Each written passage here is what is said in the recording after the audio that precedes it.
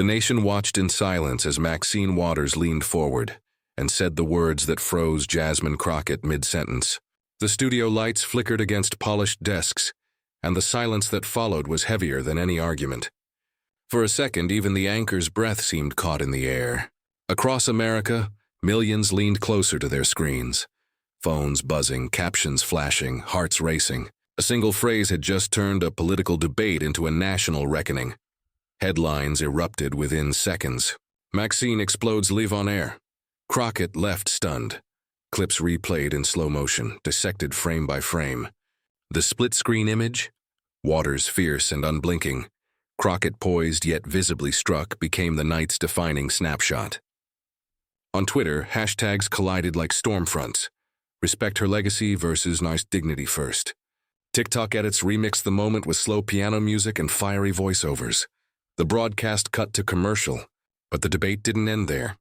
It migrated online, multiplying through every feed, every chat, every group text that whispered, "Did you see that?"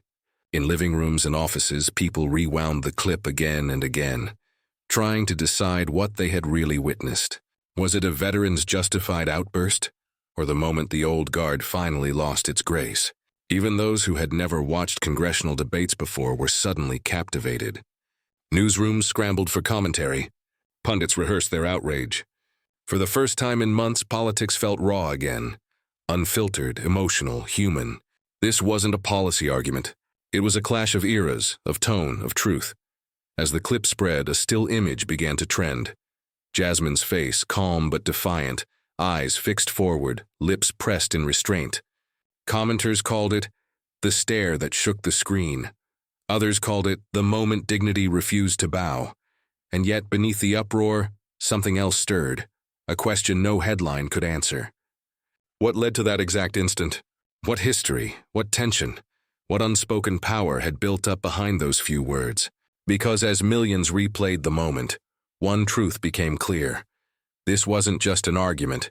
It was a collision of generations. To understand why this confrontation shook the room, we have to go back to what led them here. Before the clash lit up television screens, the mood in Washington was already combustible.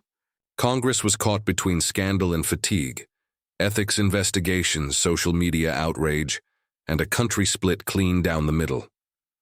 Every committee hearing had become a theater of frustration. Every headline seemed to pit the old guard against the new voices demanding change. People weren't just watching politics anymore. They were watching an identity crisis unfold in real time. Into that storm stepped Maxine Waters, a legend forged in the heat of decades-long battles. Her voice had thundered through riots, recessions, and revolutions.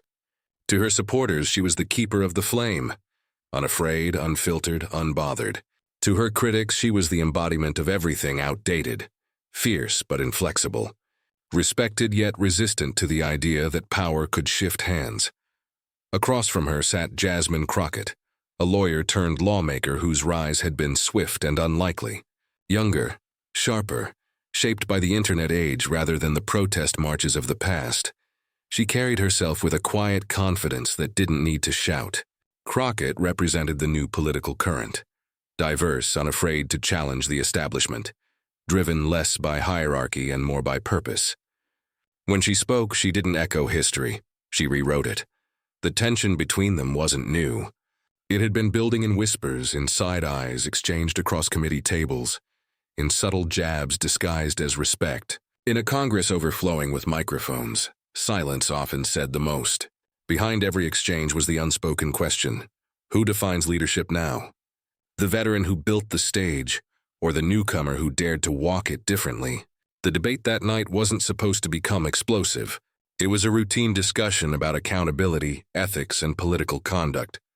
But America no longer saw routine. Viewers saw symbols, archetypes, reflections of their own battles. Mothers and daughters, mentors and challengers, past and future. The moment Maxine and Jasmine shared that screen, the stakes rose far beyond policy. This wasn't just about words spoken into a microphone. It was about who gets to speak at all. It was about generations colliding. One forged in marches and megaphones, the other born in hashtags and reform. Both carried truth, but in different dialects of power, For Maxine, it was about protecting the legacy she had bled for. For Jasmine, it was about being seen not as a protege, but as a peer. And for millions watching, it was about something deeper, the transfer of voice from one era to another. The cameras went live at 8 p.m. sharp. The moderators smiled, unaware of the history about to be made. The red light blinked. America leaned in. For the first few minutes, civility held. Polite nods, careful phrasing. But tension hummed beneath every word. Too smooth, too cautious, the kind of politeness that trembles before it breaks. Each question edged closer to something raw, and both women knew it. Then came the moment. The pivot. A single phrase about respect for senior members cracked the surface. Jasmine's eyes flickered, but she stayed calm. The air shifted. You could almost feel the audience holding its breath. And once the cameras went live, there was no turning back. That line, that look, that pause, it wasn't just television. It was history balancing on the edge of a breath. But behind that calm exterior, both women carried decades of unspoken history. Long before the lights of that televised debate burned across her face, Maxine Waters had already lived through 5 decades of battle. Her story began in the humblest corners of Los Angeles, where politics wasn't theory, it was survival. She had risen not through privilege but through grit, through fights that left scars no camera ever captured. When she spoke in those early years, her voice carried the rawness of the streets, the cadence of protest chants, the unwavering belief that confrontation was the only language power understood. Maxine built her reputation the way old generals build armies, speech by speech, scandal by scandal, never backing down even when backing down might have been easier. She took on banks, corporations, presidents, and pundits, earning both admiration and enemies. The headlines called her a fighter, and she wore that word like armor. Every insult thrown her way became fuel. Every controversy was proof that she had struck a nerve. She was among the few who never learned to bow. Her speeches could shake rooms. Her glares could quiet halls. Colleagues learned that when Maxine leaned forward, she meant business. She turned congressional hearings into performances of accountability, transforming dull bureaucracy into electric theater. Viewers tuned in not for policy, but for her presence. The thrill of watching someone too seasoned to care about decorum, yet beneath the defiance lay a paradox. The same fire that made her untouchable also made her isolated. Younger colleagues respected her, but some feared her too. They admired her will, but not always her way. Her instincts came from another era, the kind where progress demanded volume, where silence was seen as surrender. But the new age of politics was shifting. Audiences wanted empathy over anger, clarity over confrontation. Still, Maxine's story was written in resistance. When critics called her outdated, she smiled. "I've been underestimated my entire life," she once said, and she wasn't wrong. Her career had outlived opponents, outlasted trends, outshouted cynicism itself. To her, leadership wasn't about being liked. It was about being loud enough that no one could ignore you. She had weathered scandals that would have ended others. Ethics probes, viral sound bites, the kind of political storms that could drown reputations. But every time she resurfaced, fiery, unrepentant, stronger. To her supporters, she was proof that strength meant never apologizing for being passionate. To her detractors, she symbolized the stubbornness of the past, an unwillingness to adapt to gentler tides. In private moments, those close to her noticed a quieter Maxine, one who sometimes lingered in her office long after hearings ended, scrolling through clips of younger voices on social media, women who spoke with grace and restraint, commanding crowds without raising their tone. She didn't envy them, but something about their calm unsettled her. The world she once conquered with fire was learning to love water. That quiet shift haunted her. The rules of engagement had changed, but her instinct hadn't. And in the chambers of power, instinct was both a weapon and a weakness. The night of the confrontation, Maxine wasn't trying to start a storm. She believed she was defending her legacy. When she looked at Jasmine Crockett, she didn't see an enemy. She saw the reflection of a world that might forget her too soon. The younger woman's composure, her measured rhythm, her restraint, all of it clashed with Maxine's nature. In that mirror, Maxine glimpsed the fading relevance of her own fire. She remembered her earliest rallies, marching against injustice, shouting through bullhorns until her throat went raw. She remembered being told to wait her turn, to tone it down, to play by the rules made by men who never faced the same scrutiny. That defiance had built her, shaped her, crowned her. It was impossible to unlearn. So when Jasmine spoke softly that night, when she refused to rise to the bait, it unnerved Maxine in ways she couldn't admit. Every instinct screamed to reassert control, to remind everyone who had paved the road these newcomers walked on. Her words came sharper than she intended, cutting not just through the debate but through decades of unhealed memory. For a brief second after she spoke, Maxine saw the flicker in Jasmine's eyes, not fear but calm recognition. And in that instant she realized something terrifying. Power, once absolute, had found its match in poise. But old habits die hard. The cameras rolled, the crowd watched, and Maxine straightened her posture unrepentant. She wasn't here to surrender. What she didn't yet know was that this time, the battle wouldn't be won with thunder. It would be won with silence. But on this night, experience would meet its greatest test. Composure, long before the cameras ever found her. Jasmine Crockett had already learned what it meant to be underestimated. She was born into a world that didn't expect much from girls like her. A world where ambition was often mistaken for arrogance, and quiet strength went unnoticed. Her childhood was stitched together with lessons of resilience, taught not in classrooms, but in the rhythms of everyday struggle. Her mother worked double shifts.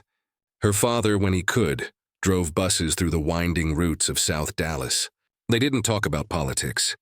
They talked about perseverance. Jasmine learned early that fairness wasn't guaranteed, that voices like hers had to fight to be heard. She studied harder than anyone else, not because she was told to, but because she understood that excellence was her armor.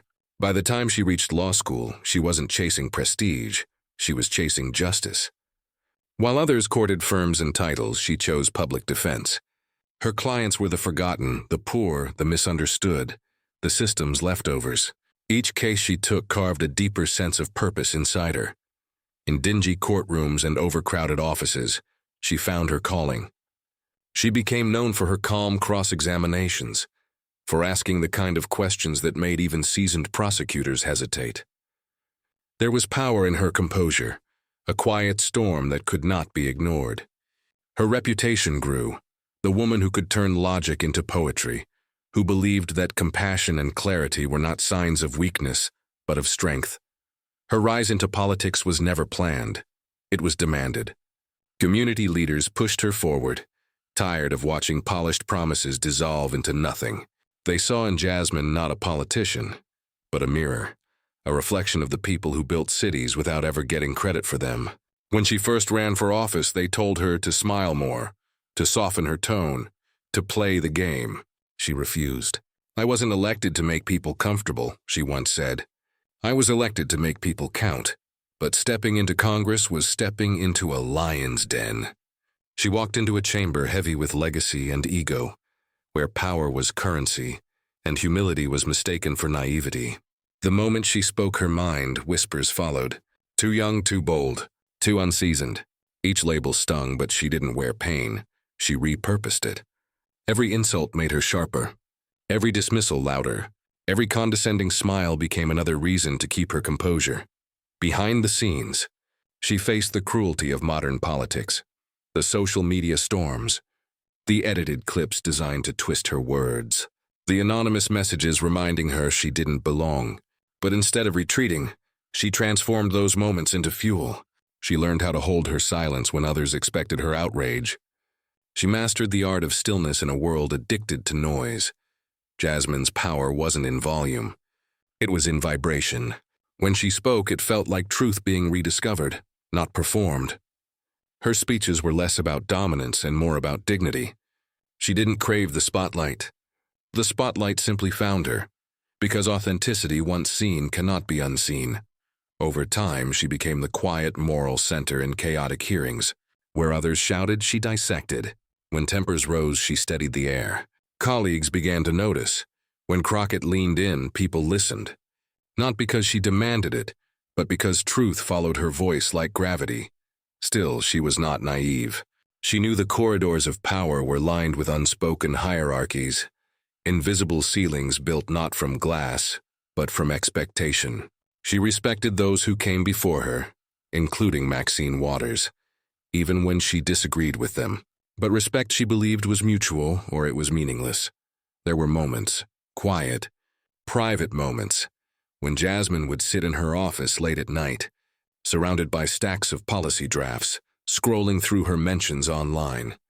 The vitriol, the mockery, the constant questioning of her worth, it would have broken many. But she would close her laptop, inhale deeply, and whisper the same words her mother once told her before her first court appearance. "Baby, let them talk. You just keep standing." That mantra became her rhythm in Congress. When pundits tried to provoke her, she smiled. When opponents interrupted, she waited.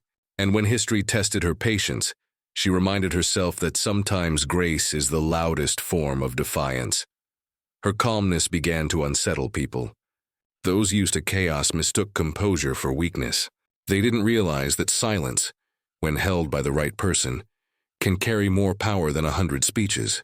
Jasmine knew that the future of leadership wasn't in volume, it was in control. So when she stepped into that studio on the night of the confrontation, she carried more than talking points. She carried the weight of her community, the echoes of those who had never been allowed to speak. To her, this wasn't just another debate. It was a test of what kind of politics would define the next generation. The cameras caught her in perfect calm, posture steady, eyes sharp, voice unhurried. She didn't come to fight, but destiny had other plans. The studio was a cage of light and tension. Overhead panels glowed white-hot against the polished table, catching every flicker of expression, every dart of the eye. A low murmur moved through the audience like static before a storm. Producers whispered cues into headsets. Anchors rehearsed introductions under their breath. The air felt overcharged, too quiet, too clean, as if silence itself were waiting to explode. On the screens behind them, split images flickered. Maxine Waters on one side, regal in posture, jaw set like stone. Jasmine Crockett on the other, collected and still, hands folded neatly in front of her. The camera didn't just capture a debate. It captured an era divided in two. The anchor cleared his throat. "Congresswoman Waters," he began, "you've been one of the most vocal figures in your party for decades. How do you respond to the criticism that your generation's tone has made it harder for new voices to rise?" A flicker of offense crossed Maxine's face, quickly replaced by her signature smirk. "Let me tell you something," she said, leaning forward, her voice sharp enough to slice the quiet. "I've been doing this longer than some of these new members have even been in office." The crowd reacted instantly, a mix of laughter, gasps, and murmurs. The camera cut to Jasmine, whose expression didn't change. No frown, no rebuttal, just a calm, unreadable half-smile. "That may be true," Jasmine replied evenly, "but experience doesn't excuse disrespect. Every generation earns its place just like yours did." Maxine's eyes narrowed. "Respect?" She shot back. "Respect is earned, young lady, not demanded." The word young lady hit like a spark. A few audience members groaned audibly. The anchor tried to intervene, but the air had already shifted. The debate was no longer about policy. It was personal. Jasmine inhaled slowly, keeping her composure. "With all due respect," she said, her tone low, deliberate, "I didn't ask to be called a lady. I came here as a representative, same as you." The murmurs grew louder now, waves of reaction sweeping across the studio. The split-screen camera captured it all. Maxine, fierce and unwavering, leaning closer. Jasmine, still as glass, unshaken, the tension glowing in the space between them. Maxine raised her hand, cutting Jasmine off mid-sentence. "Let me finish," she said, her voice rising. "I've fought for decades for women like you to even sit at this table. Don't come here acting like you invented courage." It was a masterclass in dominance, seasoned, dramatic, precise. But Jasmine didn't flinch. She waited, letting the silence hang for one beat too long. The crowd felt it. The anchor looked from one woman to the other, sensing something powerful building beneath the surface. "Congresswoman Waters," Jasmine began softly, "no one's questioning what you've done, but fighting for equality doesn't mean owning it. The torch was meant to be passed, not guarded. The room exhaled, an audible "oh" for the first time. Maxine hesitated, not visibly but subtly. Her jaw tightened, her eyes shifted. She tried to regain ground. "Be careful," she warned, her tone heavy with authority. "You're treading on history." "Maybe," Jasmine replied, steady as ever. "But history moves forward whether we like it or not." The words landed like an earthquake. The studio lights seemed to hum louder, the crowd murmuring in disbelief. The anchors had gone silent. The split screen held on both faces, one framed in fire, the other in calm water. As Maxine tried to interject, Jasmine continued, her voice firm now. "This isn't about who's been here longest. It's about who listens the hardest." Their voices began to overlap. Maxine pushing back, Jasmine pressing on. The dialogue blurred into a crescendo of interruptions and half-heard phrases. "You don't understand. With all due respect, don't lecture me. I'm not." For a moment, it was chaos. 2 generations clashing, 2 ideologies colliding, 2 women refusing to yield. The moderator raised a hand. But the sound of their argument had already filled every corner of the studio. It wasn't anger alone that made it powerful. It was conviction. You could feel history straining in the balance. Then suddenly Jasmine stopped. She looked at Maxine, not with hostility but with something quieter, heavier. She took a breath. The room froze again, waiting for what she'd say next. And that's when everything shifted. But then, Jasmine decided to stop holding back. The room went still, not quiet, but still.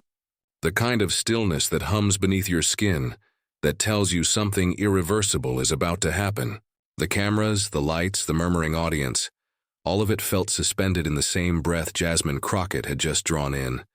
Maxine Waters had finished her latest volley, voice unwavering, posture ironclad. She leaned back, the faintest trace of satisfaction on her lips. The veteran had done what she always did. Commanded the room, claimed the space, set the rhythm. And for a moment it seemed like the story would end there, as it always had. The old guard asserting, the newcomer absorbing. But Jasmine didn't fold. She just sat there, eyes steady, the tension softening around her like fog lifting from glass. She tilted her head slightly, as if hearing something deeper than words, the echo of every time she'd been dismissed, underestimated, spoken over. Then she leaned forward, the microphone catching the faintest exhale before she spoke. "You know, Congresswoman," she said, her voice low and even. "I grew up watching women like you fight. You taught me that silence is surrender. But somewhere along the way, I think we forgot. Fighting each other was never the goal." The crowd didn't move. Even the producers froze, waiting for Maxine's rebuttal. But Jasmine wasn't done. "When I came here," she continued, her tone rising just enough to fill the room, "I didn't come to prove you wrong. I came because there are little girls back home who still believe politics is a place where truth can win. And right now, watching 2 black women tear each other down on national television." She paused, her voice cracking softly. "What message do we send them?" A murmur rippled through the audience. Not noise, but emotion. A few heads nodded. Someone whispered, "That's real." Maxine's lips parted slightly, but no sound came. Jasmine leaned closer, her eyes never leaving hers. "You fought for your seat," she said, "and I honor that. But the chair you sit in, it doesn't belong to you. It belongs to every person who believed this country could be better, including me." The silence that followed wasn't empty. It was full. The weight of it pressed into every corner of the room. And then the gasp. One collective inhale from hundreds of people who just realized they were witnessing history. The camera zoomed in. Maxine, blinking once, twice. Her expression faltered. The defiance that had carried her through decades of battle seemed to waver under the gravity of Jasmine's calm. On social media, clips began flooding in before the broadcast even ended. Screens split across timelines. Crockett versus Waters. The moment she took control. Respect redefined. 1,000,000 takes, 1,000 edits. And one line that would soon echo across every feed. Where others shouted, she spoke. Where others attacked, she revealed. The moderator's hand twitched toward the mic, but stopped. He knew better. This wasn't his moment to manage. This was raw, unscripted truth cutting through the noise.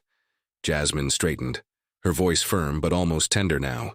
"We don't rise by reminding people how long we've been standing," she said. "We rise by making sure there's room for the next person to stand beside us." The phrase hit with the force of a headline. It was both a rebuke and an offering. Sharp enough to pierce, soft enough to heal. Maxine's jaw clenched. The old rhythm, fight, counter, dominate, wouldn't work here. There was nothing to swing at. Jasmine hadn't thrown a punch. She'd drawn a mirror, and in that reflection, Maxine saw herself, not the fighter in her prime, but the legacy teetering between pride and purpose. The anchor cleared his throat, unsure whether to end or let the moment breathe. He glanced at Maxine, then at Jasmine. The veteran